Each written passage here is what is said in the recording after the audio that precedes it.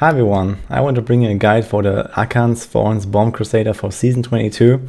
This is with a little bit of a grain of salt because it might get nerfed or at least tuned down in some way, because right now this is by far the strongest build in the game for solo and for 4-man, and it's just extremely strong, probably the strongest you've ever seen. So keep that in mind. If there's any big changes to the balancing, to the mechanics of the build, check the top comment of this video. I will put anything there that you need to know. And in case there's some really huge change and the whole build is different in the future, then I'm probably going to make a new guide. So that first, and I want to show you how this works, how you set it up, and it's extremely strong. So you can probably expect something like 130, 135 clears with no augments, with relatively low paragon. I've actually done this on the PTR at 135 that I almost cleared in time on first try, with 10,000 strength and level 25 gems and level 70 Boyarski's chip or something. So this is how good this build is, and here's the setup. So the way this works is you have a lot of Thorns damage. So there have been two updated items in the patch 2.6.10 for Season 22. The first one is the Belt of the Trove, that now, instead of every 6 to 8 seconds, calls down a bombardment every 4 seconds consistently, and it gets a 500% damage increase. And the other item is the Mortal Drama, which is a weapon that also got a 500% damage increase, and it doubles the number of bombardment impacts. So what we use is the Bombardment Barrels of Spikes rune that calls down 10 barrels with the weapon, and they deal bad damage based on your thorns. So this build works very different from other builds in the way that you don't stack critical hit chance, critical hit damage, but instead you stack thorns and you stack physical damage, and the rest goes to cooldown and area damage. We combine this with the Akan set, so you have the 6-piece here by varying the amulet and then leaving out 2 other pieces with the Ring of Royal Grandeur. So you just need to have 5 of these equipped. And this gives you a lot of damage reduction, a lot of cooldown reduction for Akarat's champion, so it's permanent, and you have 2000% extra damage. So this is very nice, and on top of that we can combine this with the 2-piece Invokers, and this is what makes the build so strong in the end. So here the 2-piece reads, you get 350% increased thorns for 2 seconds after blocking or attacking with Punish or Slash. So, like this, you can stack up a lot of extra thorns that will work with this bombardment skill and eventually destroy everything. There is a cap of 25 stacks on this Invoker 2-piece bonus, so this is the maximum you can reach. And in high density, this is possible. In low density, or when there's like single target, you can expect something like 3 to 5 stacks. And when you have maybe 5 to 10 enemies hitting you, depending on what monster type they are, depending on maybe there's some elite affixes. So certain elite affixes work pretty well because they hit you very fast. For example, fire chains, or there's Exarch's enemies that spawn this lightning cloud above you that hits you very often. So there are certain enemies and certain elites that give you a lot more blocks, and this will give you a lot of stacks and increase your DPS. But of course, because of this block mechanic, you want to stack a lot of block chance. So we do this, for example, with the Justice Lantern. So this gives 16% block chance, also gives you a nice damage reduction when you have high block chance. Then we have the Shield. So this can go up to 31% with the 11% affix. And then there's also the Hold Your Ground passive. This gives you another 30%. The final block mechanic added in this build is actually the Punish skill itself, which gives you a baseline 15% extra block chance when you use it. And there's also a rune that increases your attack speed. So this helps out a little bit with the life per hit and with getting a few more stacks and strictness stacks when you're attacking. So for a total, with perfect rolls and the passive, you can reach 92% block chance like this. And despite of what the tooltip says in the character sheet when you mouse over it, you can actually have 92%. You can actually have 100% block chance if you add another item. That doesn't really make a lot of sense here because you're already so close. But the tooltip says there's maximum 75%, which is not accurate. So like this, you block almost any attack that hits you. And well, some attacks are not blockable. For example, arcane beams, ground effects, stuff like this. But most attacks are blockable, and with more density you get more of these Invoker stacks, and this will deal a lot of damage. Essentially, the build does a lot of damage by default just by walking around and getting hit. So you want to be quite tanky, you want to be running into the middle, especially on a convention cycle. So this build works with convention elements. You can play it without, because it is very strong, but it is definitely recommended. Conventional Elements is very good in this setup here. And there are two simple reasons for this. First, you can actually tweak a cooldown to have exactly 16 or slightly below 16 seconds cooldown of your bombardment skill, which corresponds to the Conventional Element cycle. So they can use it on every single physical convention. And on the other hand, you also can snapshot the 2-piece Invoker stacks. So when you walk into the middle of the pack and then you get your Invoker stacks up really high, you actually can press your bombardment exactly in the moment when you have, let's say, 15 or 20 stacks. And the entire bombardment effect, the 10 barrels that will drop from the ground, from the sky, will actually have this snapshot really high stack count. Even if you walk out of the pool, even if stuff dies, the whole duration of the skill is around 3.5 seconds, and during the entire time you will have this Invoker stack count for very high damage. So this is how you want to play in general. You want to time it, and you want to press the button exactly for your convention with high stack count. Another neat addition for Season 22 and onwards is the Noval's Fervor set, the Steed Charge set. This got buffed by a ton, and now it increases your damage by 400%. So before this was 100%, this is multiplicative. So you went up by 2.5 times with this buff, and essentially you just press your horse button right before you nuke, and like this you get this buff, and you can immediately drop down from the horse again by using any other skill, because you can't use any skills on the horse, and you will have this bonus effect for a whole 5 seconds. And then you can just always horse around, and it's also a very mobile build. So this is very nice, and even if you don't kill off any elites, you can just drag them along, because the horse has the draw and quarter rune, so you can actually bind 5 monsters to you, and you can walk them around with you. And especially when you have like a really good open map, you can just drag all the elites together and eventually finish them off quite easily. The last piece of the puzzle is the Captain Crimson set. This is always a very useful addition for any Crusader build, with Ring of Royal Grandeur in the cube that we have anyway to combine the other sets. We have this as well, and there's not really any crazy armor slot items that you want to cube. You just go with the belt or trove in the cube, and then you have the Captain Crimson belt and the pants or the boots, and you get extra cooldown, extra resource, damage, and damage reduction. So very neat, and this helps you as well with the Akrat's champion uptime. For your skills, we have the Bombardment, as I mentioned, the Punish for the extra block and attack speed. Akrat's Champion with Profit gives you a lot of survivability. It gives you a free cheat death that you can use every 20 seconds. We have the Steed Charge. The Laws of Valor is really useful because we combine this with the Captain Crimson set. The 50% resource cost reduction here also gives us 50% damage reduction from the Captain Crimson. So this is mostly why this is used.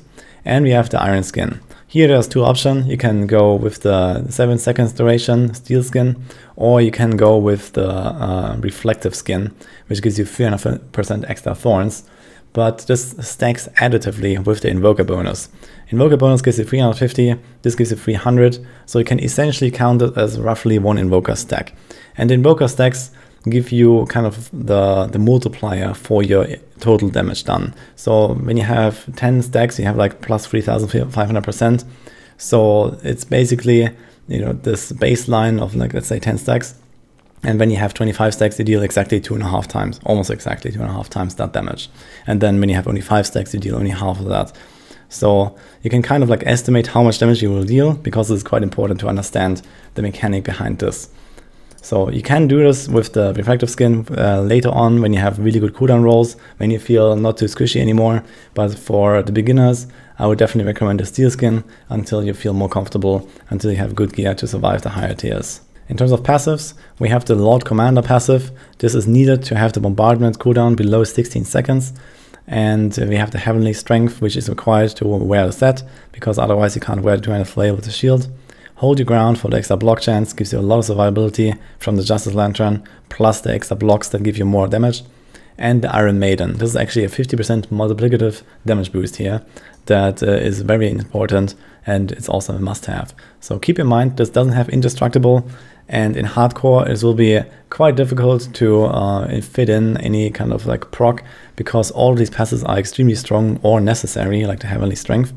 But if you have to drop one for hardcore and you really want to have Indestructible, then I would probably suggest to drop Lord Commander here, and then not always play around the manual cast of the bombardment on your convention cycle. As for the legendary gems, there's one special case here. First of all, we have the Bane of the Trapped, it's normal DPS gem. You have Bane of the Stricken for the bosses. And then we have the Boyarsky's Chip, which is the big Thorns gem here. So this is the main gem, and you want to level this one first. Because the maximum thorns you can have is 242,000, but Justice Lantern cannot have any thorns, so it's a little bit less. And this thorns gem already gives you almost 2/3 of that when you have it leveled to 150. But even at something like 100, 120, 130, this will probably around give you a damage multiplier of like plus 100 to 150% if you would calculate the overall thorns level with and without the gem. So this is very important. Always level this up first and then go for the other gems here. As for your stat priorities, as I mentioned in the beginning, they are a little bit special. So you want to stack a lot of physical damage because the skill with the thorns is physical. You don't need any crits, you don't need any crit damage. And you generally also don't really need attack speed or resource. So you want to go cooldown, you want to go area damage, and then otherwise any defense that you can get. But this is about it. And then bombardment damage, of course. So this can roll on the chest, on the shoulders, and on the shield. You want a block chance on the shield. Keep in mind the shield also rolls with a base block chance between 10 and 20%. So not only do you want to have this affix, but you also want to have a shield that has a rather high base block chance. So keep that in mind when you roll these. It's definitely fine to go with a non-ancient shield when it has really good stats. It will make a difference, you will get more toughness, and just missing your augment is not really such a big deal. Also, another thing in terms of Thorns rolls. Thorns can roll on every item, but it's not a weapon. But there are some items that have higher Thorns rolls. And these are the amulet, the chest, the belt, the shield, and the shoulders. These can roll up to 9,500 Thorns on ancient pieces, and the other pieces only roll 3,500. So missing one of these small Thorns rolls is about like a 1.5 to 2% DPS loss, and missing one of these big Thorns rolls is something like 3.5 to 4.5% damage loss. So this is just to give you a little bit of an estimate. Typically, you can easily use some items without Thorns when they have really good other stats, and then it's not too bad, because the Boyarsky's Chip, also the gem in the weapon that gives you 38,000, already cover a big deal of the total Thorns that you can get, and it's not really so necessary to have it on every little item, especially the small items. So rather go for the good stats here, and you will be better off like this. Also, make sure that you have life per hit on your weapon. It's very important because you have almost no recovery here, and an ancient weapon with life per hit is very good here. You need the healing, and you can't really just rely on healing from life regen or something. This is about it for the entire setup. You can play some variations of this. For example, there is a 4-man version with focus and restraint that you can play. That is like a quite greedy version, but in the end it plays very similar in solo pushing, in speed farming, in 4-man push. So it's a very strong set. It has a very locked in setup, but there are some things you can change. Especially when you're feeling very squishy, you could consider dropping the Bane of the Trapped for Esoteric or Molten Wildebeest to get some extra regen or get some extra defenses. And like this, you should not really have too much trouble staying in the middle and tanking a lot of hits. It's very important to play around with Invoker 2-piece. You want to stand exactly in the middle of the pull, especially when your physical convention is coming up. And it's definitely fine to maybe add like a defensive legendary gem in case you really need it. For Season 22 specifically, you can add another 4th cube item. So in that case, you can go with Aquila Cuirass, giving you straight up 100% extra toughness because it has 50% damage reduction. Unity works too. The main difference here is that Unity, you need the follower. So first of all, this doesn't work in groups. And second of all, there are some Rift Guardians where you want to dismiss the follower because you can't spawn Oculus Rings because they are single target. And you don't want the follower to take any of the hits from the Rift Guardian. You want to take them yourself so you can block. Rift Guardian fights are generally quite long and quite slow, but there are some that die really fast because you get a lot of blocks. For example, Hamelin, Orlash, and maybe Raziel. So there are a few candidates that are really good for this, and then some other Rift Guardians, you're just standing there with like 3 to 5 stacks of Invokers. So it's not really great, but as long as you're not pushing like really high tiers like 140, you will definitely be fine. Theoretically, you can play this build in T16 as well, so I have a setup here for this, but I wouldn't really recommend it because, well, Fist of the Heavens is one of the best T16 builds in the game, and it doesn't really require much to be very good. But you can also do this here if you like. It just feels a bit too clunky and too slow for my taste, but I just wanted to mention this. So here comes the gameplay.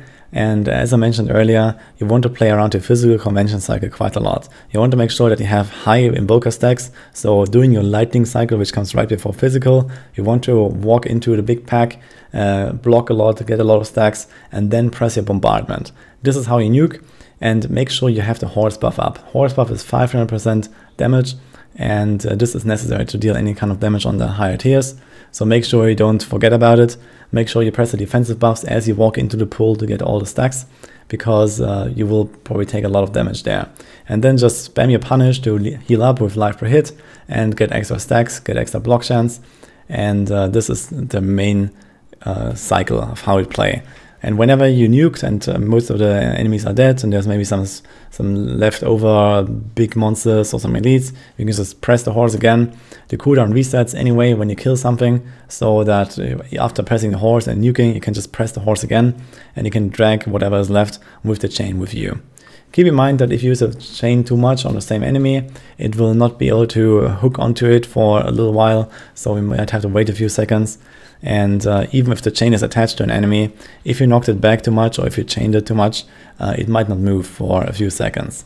So it might look like it's attached to you and it will follow you, but it's not always the case, so be aware of that. Other than that, make sure you always keep up the aggro as champion, so it should have less than 20 seconds cooldown, 20 seconds duration. You can just numlock it if you like, but if you want to micromanage a bit more, you can just press it manually, because this has a proc effect that can save you from death, and it will heal you after full, and in that case you can just press it again to reapply the proc, so you can basically tank a lot of damage in a short time by proccing twice in a row if you have the cooldown ready. So this is like a little tweak that you can do to micromanage it better, but in the end it doesn't really matter too much. Especially as you go towards the higher tiers, let's say beyond 115, 120, you want to make sure that you always have at least a few enemies around you. You generally don't want to kill any leftover single elites. You have a very little damage when you're fighting only one target. As I mentioned, with guardians are also quite long in most cases, the same with elites when there's nothing around. So keep that in mind and don't hesitate to skip something. You can easily run into a big pack and one-shot everything and then move on, instead of wasting 3 convention cycles trying to finish off a yellow. It's not really worth, because your single target damage is quite weak compared to the overall AoE damage. Especially with all this area damage involved, you can stack area damage on every single piece if you have good rolls. You can get up to 194% area damage, and that works with the Bell of the Trove. So you can do devastating AoE procs and just destroy the big pulls easily. And that's about it for this guide. I hope you liked this. I hope it doesn't really change too much. Maybe it's gonna get nerfed a bit, as I mentioned in the intro, but I don't really believe that we're gonna see big mechanical changes to this, and it's most likely going to be one of the top builds either way. So I will definitely play this when the season comes around, because I already enjoyed this a lot on the PTR. I am sure a lot of other people will also enjoy this, and well, I hope this guide helps you with that. So thank you guys for watching. Hope you liked this. I'll see you guys next time.